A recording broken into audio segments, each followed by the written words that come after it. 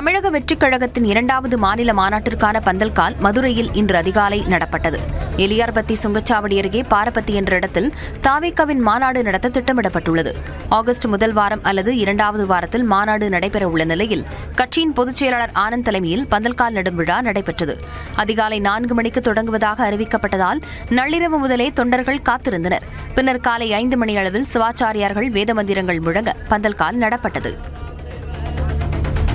சர்வதேச விண்வெளி மையத்திலிருந்து இந்திய வீரர் சுபான்ஷு சுக்லா உள்ளிட்ட 4 பேரும் பாதுகாப்பாக பூமிக்கு வந்தடைந்தனர். இந்திய வீரர் சுபான்ஷு சுக்லா 18 நாட்களுக்கு பிறகு பூமி காற்றை சுவாசித்தபடி புன்னகையுடன் வெளியே வந்தார்.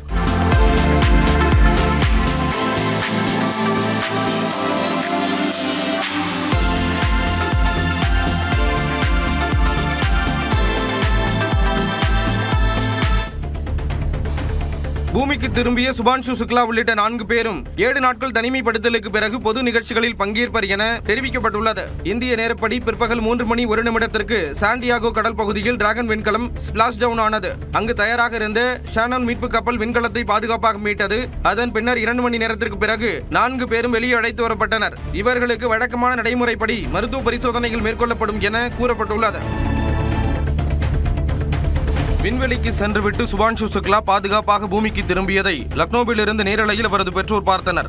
சுபான்ஷு சுக்லா வெளியே வந்ததும் அவரது பெற்றோர் ஆனந்த கண்ணீர் மல்க மகிழ்ச்சியில் திளைத்தனர். அவரது வெற்றி பயணத்தை கேக் வெட்டி கொண்டாடினர்.